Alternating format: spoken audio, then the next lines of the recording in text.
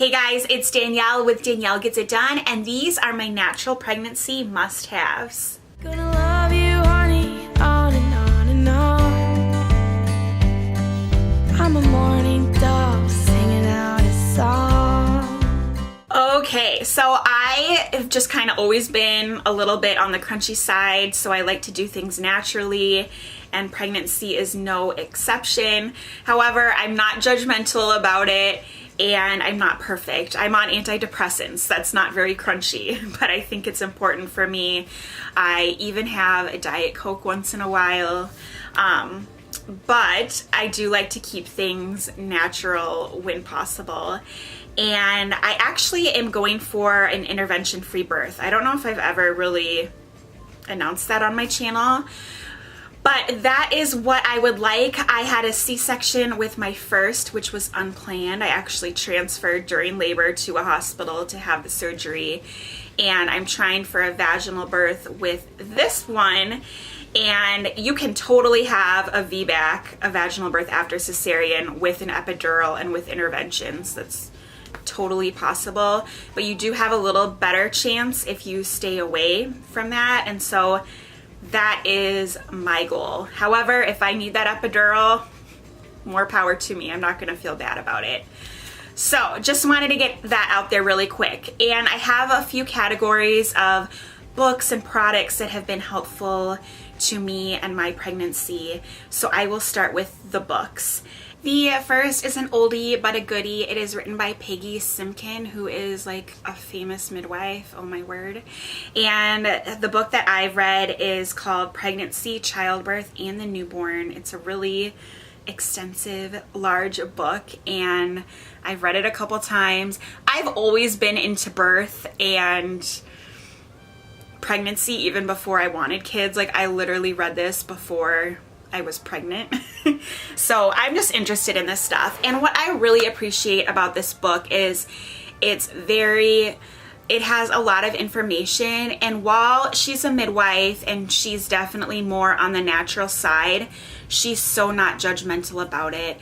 And I have to say, I think that the natural birth community is amazing, but I think that there is a lot of judgment onto women who choose an epidural or a medicated birth, and I really think that is an ugly place to be. I think women should do what they want to do, and we should not judge each other. And so while she is more naturally inclined, she gives the pros and cons of everything you can do. Like, an epidural will take your pain away, and she talks about all the amazing things it will do and some of the downfalls. And so I just feel like it's a really good balanced look on choices and pregnancy.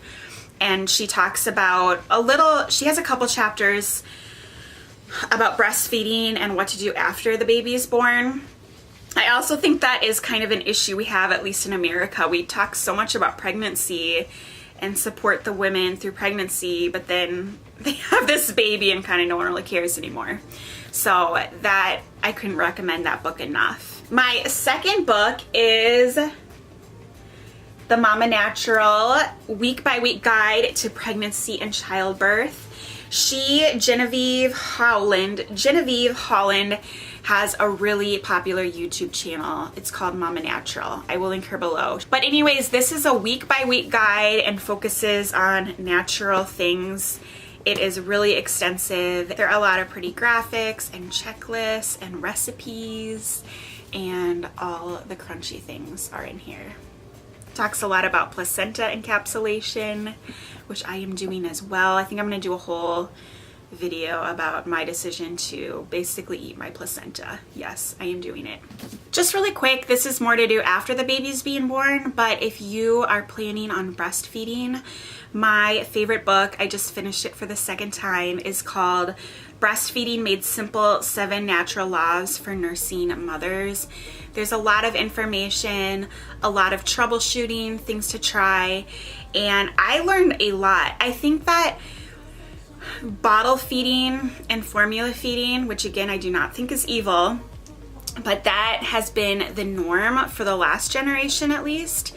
And so we kind of emulate those things, like feed it for this amount of time, or this amount of time between feedings duration, or even holding like this is more like a bottle feeding position. And it's great once your baby learns to latch, but she talks about a more laid back approach for a newborn because they're learning too. They're not strong enough and they've never breastfed before. And so actually laying back and relaxing and having your baby on top of you helps gravity work with your baby and with your milk.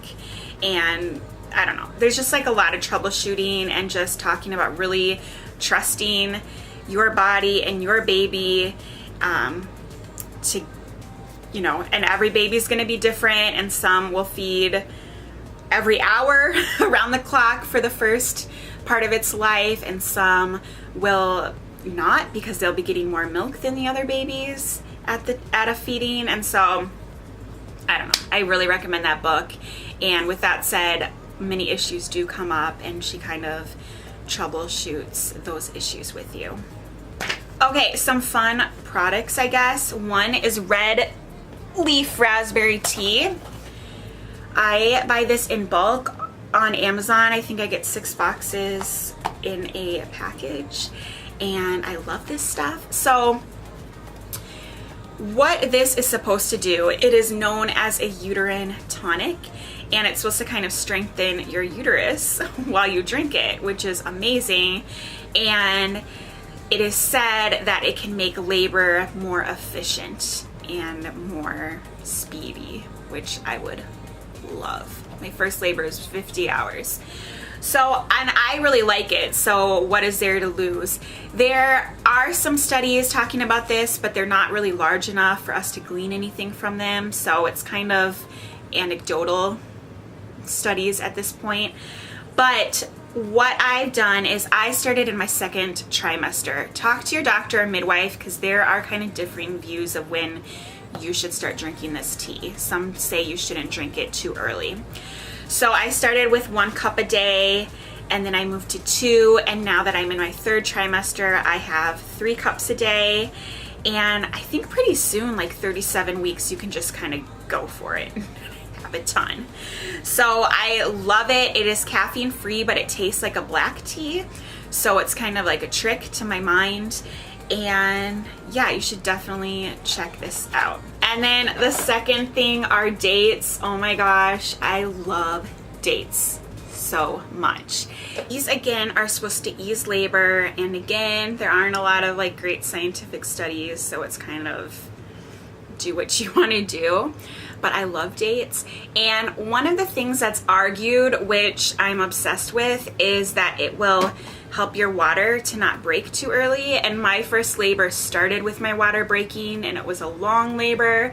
I ended up getting an infection because it was broken for so long and my labor was so long. So like whatever I can do to strengthen my bag of waters, I am here for. So they say, I buy the large ones, and they say around 36 weeks you can have 3 of these a day. And it's not that you shouldn't before that because you might like induce labor.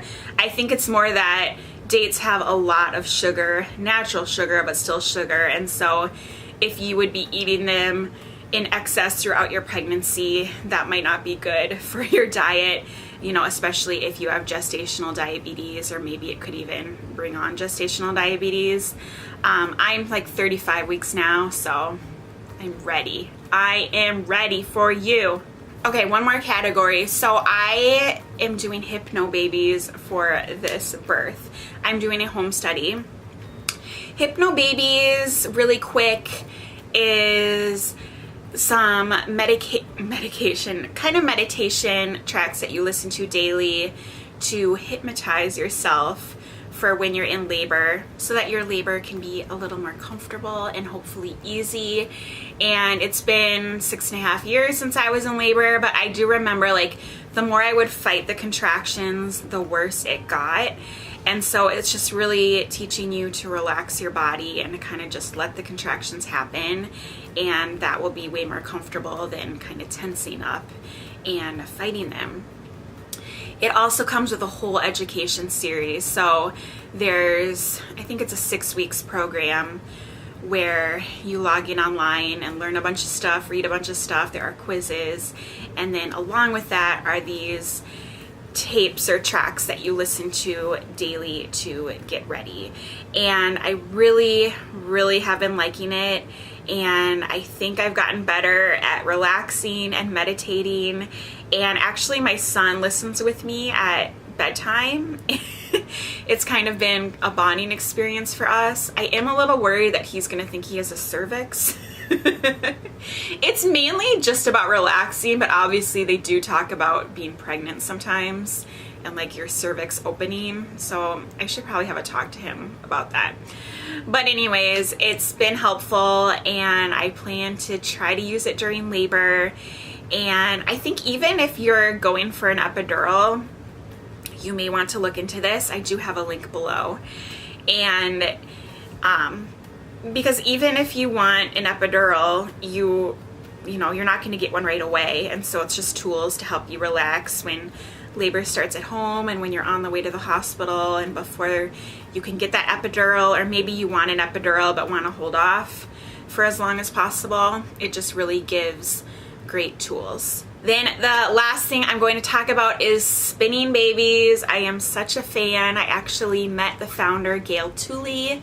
She is from Minnesota, and her whole thing is the position of the baby matters greatly. It is not just about head down, but ideally the baby should be head down, facing the back, and if it's sideways, the back should be to the left side, which I don't quite understand why the left side is superior to the right side, but I trust her.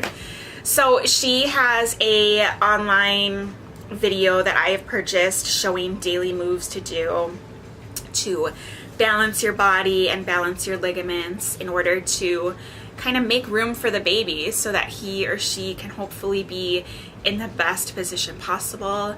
And that is really going to help labor be both more easy and faster. So my first was sunny side up and on the right side, and it was a very long labor. I stalled a lot, and it ended up with a C-section. And so this time I'm like doing everything I can, including chiropractic care. I should have mentioned that as well. I go to the chiropractor once a week, and now I'm going twice a week. And I think these spinning babies exercises really help.